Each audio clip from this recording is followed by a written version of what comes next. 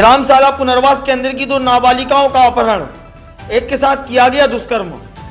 धार जिले के धामनोद थाना क्षेत्र से मानवता को शर्मसार कर देने वाली खबर आ रही है, जहां ग्रामशाला पुनर्वास की 2 नाबालिग बालिकाएं 2 दिन पूर्व गुमशुदा हो गई थीं, जिसकी रिपोर्ट धामनोद थाने पर दर्ज कराई गई थी। मिली जानकारी के अनुसार गुम हुई 2 नाबालिग बालिकाओं में से एक बालिका के साथ दुष्कर्म की घटना का मामला भी सामने आया है। प्राप्त जानकारी के अनुसार दोनों नाबालिग बालिकाएं उम्र 15 वर्ष और उम्र 17 वर्ष निवासी शाला पुनर्वास की हैं, जो कि 10 बजे स्कूल का बोलकर घर से निकली थीं, लेकिन वह स्कूल नहीं गईं और छोटे पुल के पास करीब 11:30 बजे लंच करने बैठी थीं। इतने में एक बच्ची के पापा ने दोनों बालिकाओं को बैठे हुए देखा तो दोनों लड़कियां डर गईं और भागने लगीं। उसी वक्त रोड पर एक अज्ञात बाइक सवार लड़के के साथ पनवा निकल गईं।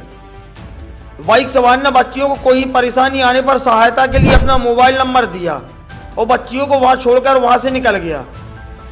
इसके बाद बच्चियां भी पनवा से कसरावत निकल गईं और लगभग 3:30 बजे तक वहीं रहीं, जिसके बाद एक इको वाहन में 3 लड़के आए, जिसमें बालिकाओं को बिठाया और एक लड़का खलघाट में उतर गया और 2 लड़कियों ने धामनोद में आकर एक लड़की के साथ जबरदस्ती संबंध बनाए।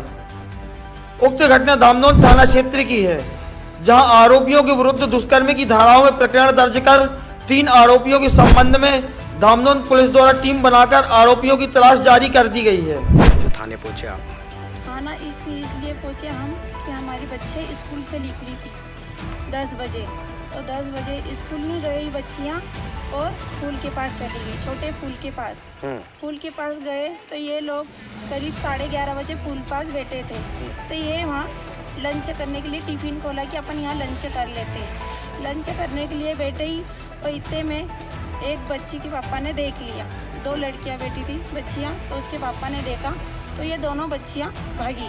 नर्मदा उस पार हो चुकी है। अच्छा, तो उसके बाद क्या हुआ? उसके पापा ने उनको आवाज़ दी, चिल्ला छोटा बेटा उन रुक जाओ, तो नहीं रुके, ये दौड़ते रहे, उनका पीछा भी करा, तो रोड के उस पार गए तो एक लड़का मिला।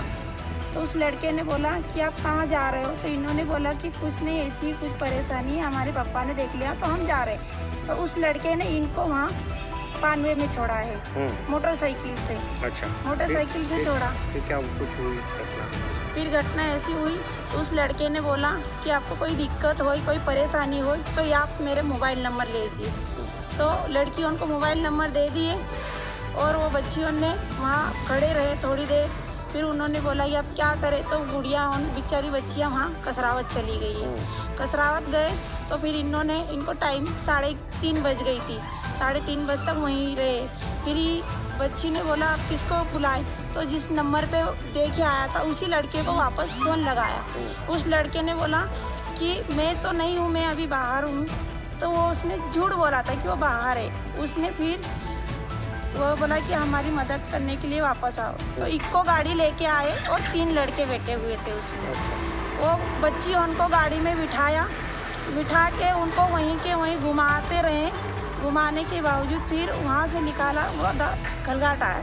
एक लड़का खलघाट में उतर गया है और 2 लड़के हैं तो धामनोद में आए। धामनोद में बच्चियों उनके साथ उन्होंने ज़बरदस्ती संबंध बनाए, एक बच्ची के साथ संबंध बनाया और एक बच्ची के साथ अभी कुछ नहीं बताया। अच्छा, कितने लोग थे? 3 लड़के थे।